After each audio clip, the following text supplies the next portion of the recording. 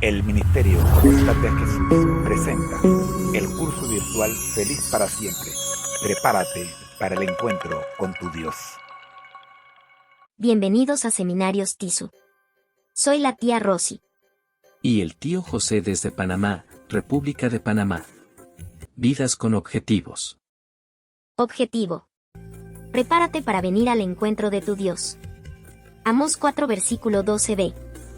Lectura clave. Y será predicado este evangelio del reino en todo el mundo, para testimonio a todas las naciones, y entonces vendrá el fin. Mateo 24 versículo 14. Saludos. Soy la tía Elvira de España. Su anfitriona. 1. Vidad con objetivos y el mensaje del presidente. Lunes 5 de febrero vamos a estudiar tercera doctrina, la Iglesia, y la creencia fundamental número 12, la Iglesia. Hoy iniciamos el estudio de esta tercera doctrina, la Iglesia, que reúne las siguientes creencias. 12. La Iglesia.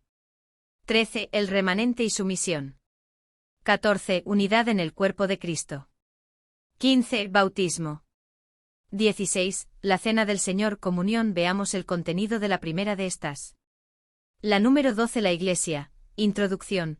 Después del ministerio de Jesús en la tierra, Él comisionó a sus seguidores para que se dedicaran a contar a otros sobre su amor y su promesa de regresar.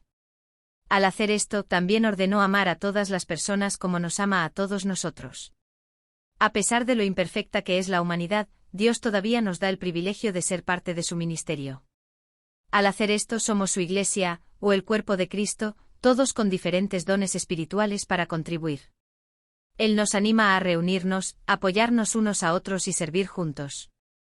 Las siguientes declaraciones describen lo que la Iglesia Adventista del Séptimo Día cree en relación con la comunidad de creyentes en todo el mundo, la gran comisión de Dios, y los principios para guiar a las congregaciones locales organizadas. Desarrollo de la creencia número 12, la Iglesia. La Iglesia es la comunidad de creyentes que confiesan a Jesucristo como Señor y Salvador. En continuidad con el pueblo de Dios en los tiempos del Antiguo Testamento, somos llamados a diferenciarnos del mundo, y nos reunimos para la adoración, para la comunión, para la instrucción en la palabra, para la celebración de la Cena del Señor, para el servicio a la humanidad y para la proclamación mundial del Evangelio. La Iglesia deriva su autoridad de Cristo, que es la palabra encarnada revelada en las Escrituras. La Iglesia es la familia de Dios, adoptada por Él como hijos, sus miembros viven sobre la base del nuevo pacto. La Iglesia es el cuerpo de Cristo, una comunidad de fe de la cual Cristo mismo es la cabeza. La Iglesia es la novia por la que Cristo murió para santificarla y limpiarla. A su regreso triunfante se la presentará a sí mismo como una Iglesia gloriosa, los fieles de todas las edades, la compra de su sangre, sin mancha ni arruga, sino santa y sin mancha.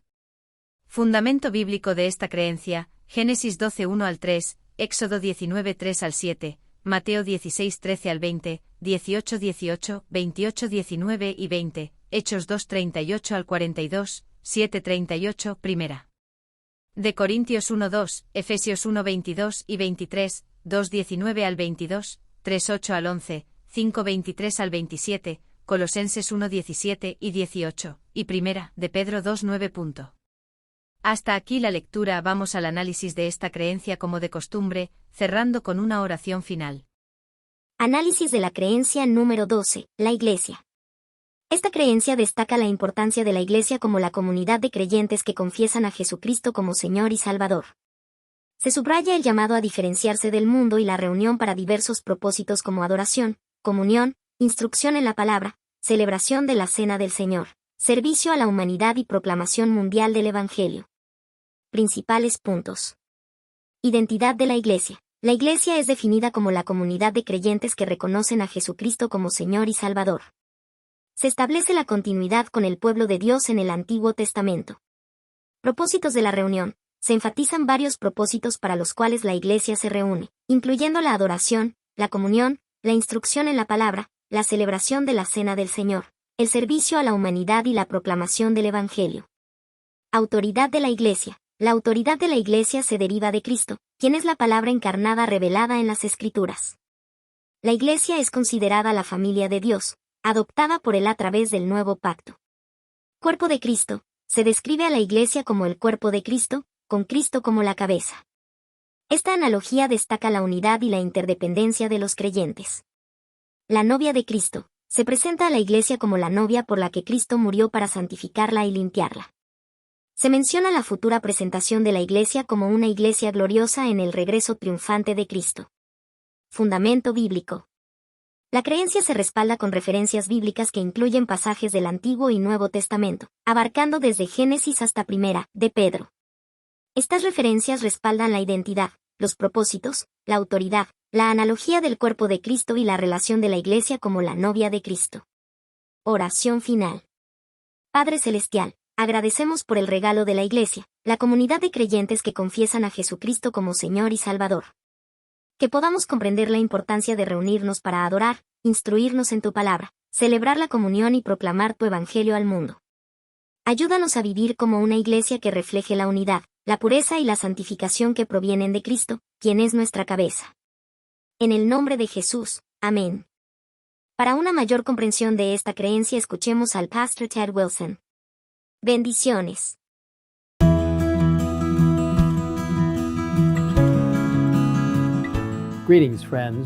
Saludos amigos. Hoy Nancy y yo compartiremos lo que la Biblia enseña acerca de la iglesia, qué es, cómo comenzó y cuál es su propósito hoy. Desde el principio, Dios creó a los seres humanos para estar juntos, diciendo, no es bueno que el hombre esté solo. No dejó solo a Adán, sino que creó a Eva para que fuera su compañera, y juntos tuvieran comunión con Dios en el jardín, adorándolo como su creador. Después de la caída, Dios todavía proporcionó una manera para que su pueblo se reuniera y lo adorara de la manera que Él describió. Adán había sido enseñado por Dios mismo, y durante los 9 siglos que vivió en la tierra, impartió su conocimiento a su descendencia. En el detallado libro Patriarcas y Profetas, la autora inspirada nos dice que todo el mundo tuvo la oportunidad de recibir instrucción de Adán, y los que temían al Señor tuvieron también a Cristo y a los ángeles por maestros. Ella continúa diciendo que fue a la puerta del paraíso guardada por querubines, es decir, el jardín del Edén, donde se manifestaba la gloria de Dios, y allí iban los primeros adoradores a levantar sus altares y a presentar sus ofrendas. En el libro Creencias de los Adventistas del Séptimo Día, una exposición de las creencias fundamentales de la Iglesia Adventista del Séptimo Día, leemos que desde los primeros tiempos, las familias temerosas de Dios en el linaje de Adán, Set, Noé, Sem y Abraham eran los guardianes de su verdad. Estos hogares, en los que el padre ejercía de sacerdote, podrían considerarse la iglesia en miniatura. A Abraham, Dios le dio las ricas promesas a través de las cuales esta casa de Dios se convirtió gradualmente en una nación. La misión de Israel era simplemente una extensión de la dada a Abraham, ser una bendición para todas las naciones, mostrando el amor de Dios por el mundo. Dios deseaba, a través de Israel, crear la iglesia más grande de la tierra, una iglesia donde los representantes de todas las naciones vendrían a adorar, aprender del Dios verdadero y regresar a su propio pueblo con el mensaje de salvación. Lamentablemente, sin embargo, Israel se involucró en la idolatría, el nacionalismo y el orgullo y fracasó en cumplir su misión. Cuando Jesús vino, estaban buscando un Mesías para liberar a su nación, pero no un Mesías para liberarlos del pecado. Mientras que la cruz significó el fin de la misión de Israel, la resurrección de Cristo inauguró la iglesia cristiana y su misión de proclamar la salvación por medio de la sangre de Jesucristo. Todos están invitados a aceptar este regalo gratuito de la salvación y convertirse en parte de la iglesia de Dios. En la Biblia se usan varias metáforas para describir la iglesia de Dios. Por ejemplo, En Efesios 2:16 leemos que la cruz reconcilia a todos los creyentes con Dios en un solo cuerpo. En 1 Corintios 12:13 se nos dice que por medio del Espíritu Santo los creyentes son bautizados en un solo cuerpo. Colosenses 1:18 nos dice que Cristo es la cabeza del cuerpo. Y Efesios 5:23 afirma que Él es la cabeza de la iglesia. La metáfora de la iglesia como cuerpo es maravillosa porque enfatiza la unidad de la iglesia y la relación de cada miembro con el todo. Dios le ha dado a cada miembro de su iglesia por lo menos uno o más dones espirituales que le permiten a ese miembro cumplir una función espiritual vital. Abordaremos estos importantes dones espirituales en otro de nuestros mensajes en video sobre las creencias fundamentales de la Iglesia Adventista del Séptimo Día. Otra metáfora bíblica utilizada es la Iglesia de Dios como templo. Primera de Corintios 3, versículo 9, describe a los que componen la Iglesia de Dios como edificio de Dios. Y Efesios capítulo 2, versículos 20 y 21, explica que la iglesia ha sido edificada sobre el fundamento de los apóstoles y profetas, siendo la principal piedra del ángulo Jesucristo mismo, en quien todo el edificio, bien coordinado, va creciendo para ser un templo santo en el Señor. La iglesia de Dios también se describe como una novia, con el Señor como el novio. Dios promete solemnemente en Oseas 2:19, y te desposaré conmigo para siempre. Te desposaré conmigo en justicia, juicio, benignidad y misericordia. Y en Jeremías 3:14, Él ruega: convertíos, hijos rebeldes, dice Jehová, porque yo soy vuestro esposo. Podemos ver que el amor de Cristo por su iglesia es tan profundo y duradero que, como dice en Efesios 5:25, Él amó a la iglesia y se entregó a sí mismo por ella. Otra maravillosa metáfora de la iglesia es la de una familia que une el cielo y la tierra. Efesios 3:14 y 15 lo describen esto hermosamente y dice: por esta causa doblo mis rodillas ante el Padre de nuestro Señor Jesucristo, de quien toma nombre toda familia en los cielos y en la tierra. Y es a través de esta relación que Dios es nuestro Padre, y todos somos hermanos y hermanas en Cristo.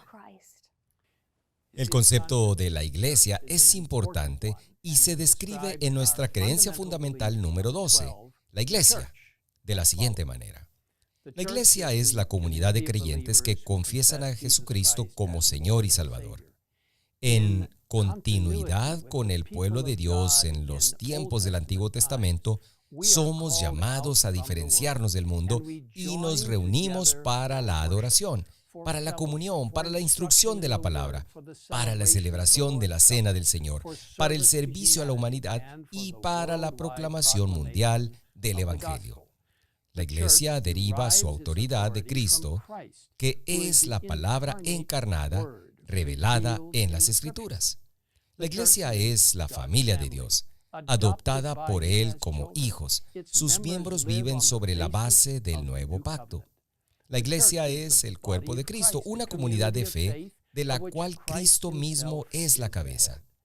La iglesia es la novia por la que Cristo murió para santificarla y limpiarla. A su regreso triunfante se la presentará a sí mismo como una iglesia gloriosa. Los fieles de todas las edades la compra de su sangre sin mancha ni arruga, sino santa y sin mancha. Si ustedes desean conocer más sobre esta creencia fundamental, les animo a visitar la dirección de internet que se muestra en su pantalla. También les recomiendo leer el maravilloso libro Los Hechos de los Apóstoles de Elena de White, y particularmente el primer capítulo titulado El propósito de Dios para su iglesia. Este libro está disponible para su descarga gratuita en muchos idiomas en egwritings.org o en la aplicación EGW. Amigos, Dios nos ha dado el maravilloso privilegio de ser parte de su cuerpo, de su iglesia. Él nos invita a trabajar juntos en unidad con Él, dando su mensaje de amor y reconciliación a un mundo en necesidad desesperada. Invitemos a otros a ser parte de su iglesia y agradezcamos hoy por este maravilloso regalo. Oremos juntos.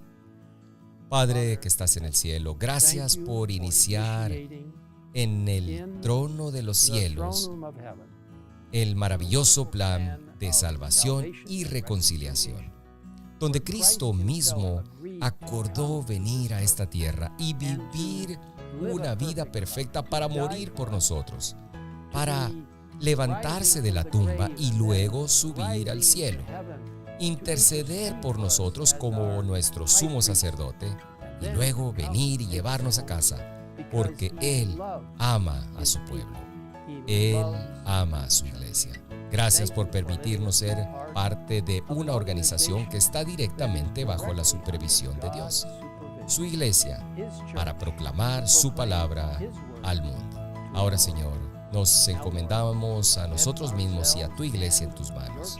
Gracias por dejarnos ser parte de tu iglesia, de tu pueblo. En el nombre de Jesús. Amén. In Jesus' name, amen.